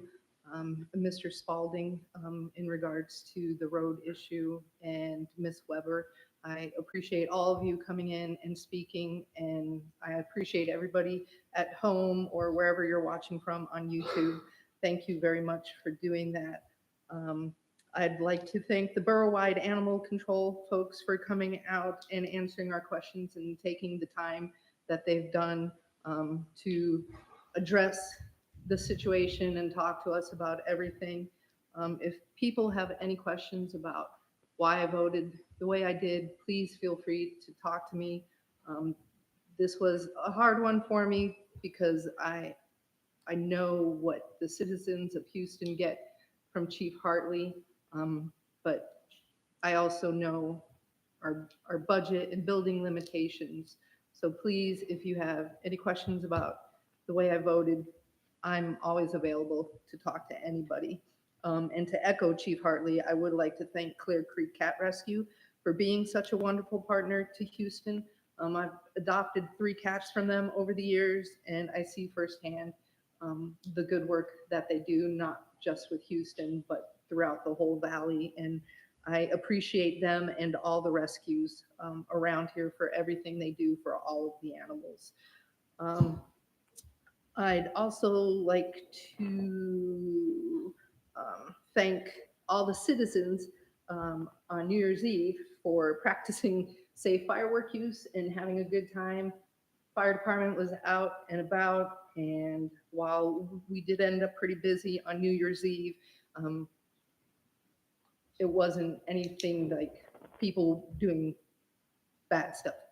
So I appreciate that. And my last thing, I didn't make it in time to hear all of the senators' report. I apologize for getting here and being disruptive into the meeting, but I appreciate him taking the time out to speak to the council. That's it. Councilmember Courtney. First of all, I'd like to welcome Adam to Parks and Rec. It's exciting to have you, and I know your enthusiasm for the parks. I worked with Adam down at the Susitna Rotary Park on the boardwalk, and we had a blast. So I think this is going to be a very positive for the city. I would also like to speak on, or to Mayor, about possibly getting a list for community volunteers for things throughout the year. If there are people in town that would like to participate and help out, at least we have a list of people that we can reach out to. I don't know how we can organize that, but if there is a way, I think that would be great. Thank you to the Borough Animal Control and Senator Rosher for coming and speaking tonight. And Kent, I hope you heal up fast, and if there is anything that you need, we're just a few miles down the road. And I did have a lady contact me about the berms, but I didn't know if there was a way we could help some of the disabled people with berm removal. If there was a list they could sign up on if they had proof of being legally disabled, if the city could go out and help them. I know everybody had issues with it, and we had a lot of snowfall, and we just, I guess if you see a neighbor that needs help, help your neighbor. I mean, the city can't be everywhere at once, so just my thoughts. Thank you. And thanks for all the community members that came out to the meeting tonight. We appreciate you guys. Councilmember Brazel? Much of the same. Thanks to all the city that, or all the residents that came out. Welcome back, Adam. Thank you for coming back and picking that baton up again and running with it. I appreciate that. And I think the whole city is better off with you in one of those roles than we were in your absence. So thanks again for that. The one thing that I do have to that I would like to say something about is I was pretty disappointed to see that this meeting didn't happen last week like it was supposed to. I understand it was cold. I also understand that it's the January meeting in Houston, Alaska. It's gonna be cold. That day we had elementary school kids standing at bus stops. We had every school, every state agency, and every city in the state open. We closed the city, we moved the meeting. That impacts membership, that impacts attendance from the residents. And honestly, the council members build we plan our weeks around these meetings. You know, I make decisions on whether I'm going into Anchorage to work or I'm staying home and working from home based on these meetings. I spent my entire day at home that day to find out mid-afternoon that we weren't having a meeting, and then got to modify now this week to make up for it. I can only assume that now I have a pretty simple life. I don't have to find childcare. I don't have to find house sitters, and I don't have to do all of that. But there are people that do, that try to make an effort to come to these meetings. And every time we move them, the attendance on a meeting that's been moved is lower than it is on a regularly scheduled meeting.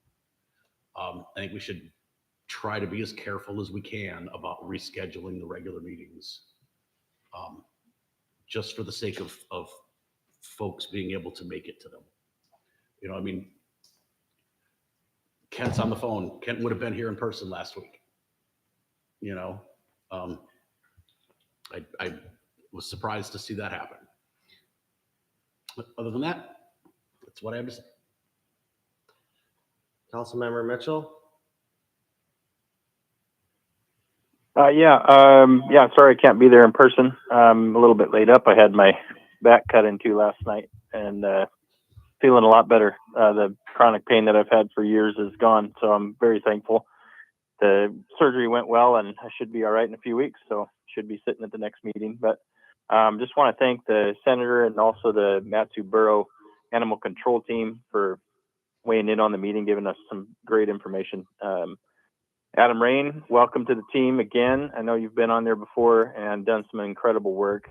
Your work on the Rotary Park has been amazing over the years that I've lived here.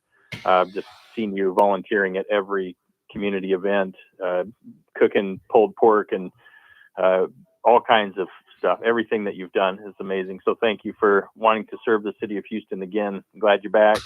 I'm looking forward to working with you. Thank you to Samantha. I know I wasn't there to read your review, but my opinion of you is very high. I'm very thankful that we have you. City of Houston is very blessed to have you on the team, and just thank you for all the hard work that you've done. Incredible amount of work you did to get the city to where it's at, and the audit last year was amazing. So thank you for all that you've done. Appreciate your hard work and your diligence, your integrity with the finances is awesome. We're just, I can't say enough about you. You're awesome. Thank you to all the city employees. I know there's been a lot of crazy weather, a lot of snow, kind of some icy roads apparently today. I did not drive today, so I haven't seen the roads today, but I know that the team has been out there working hard, and thank you to Melissa for your directing. I know there's been comments made about why she's not hopping in a truck. We had this discussion when we hired her. Her position is the director of public works. It is not to be out there on machines. It is to direct the public works department. She is doing her job incredibly well, finding grants and managing that department. So thank you, Melissa, for your work. And yeah, thank you to the council members and the community that showed up tonight. Thank you. Madam Clerk? We're closed, the city offices will be closed on Monday, January 21st, 20th, 19? 19th, 21st. No, it's 19th, sorry. Yes. 19th. I was gonna say, I'm off. See, that I day. can't do a date without a calendar in front of me. I apologize. City offices will be closed January 19th in observance of Martin Luther King Day. That's all I have. Okay.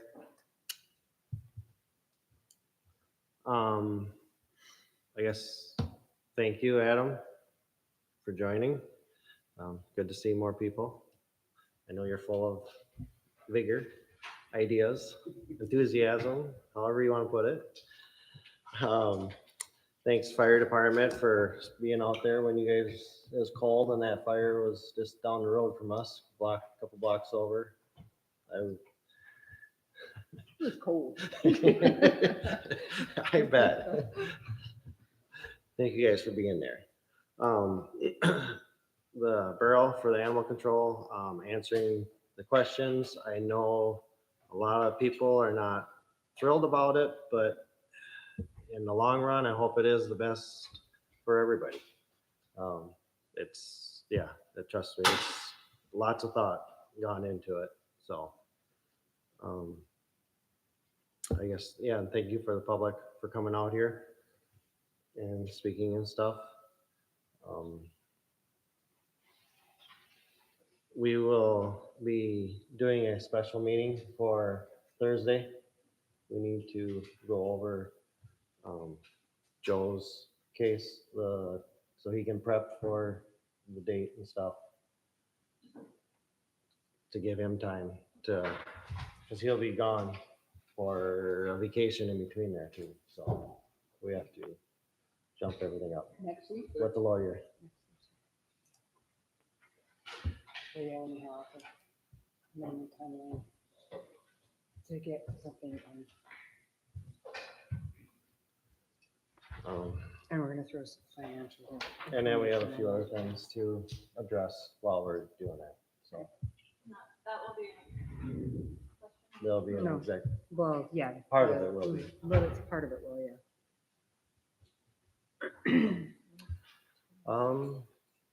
I guess that's it. Thank you all for that showed up and stuff. So we'll adjourn the meeting at 8:31. Just for the record, let everyone know,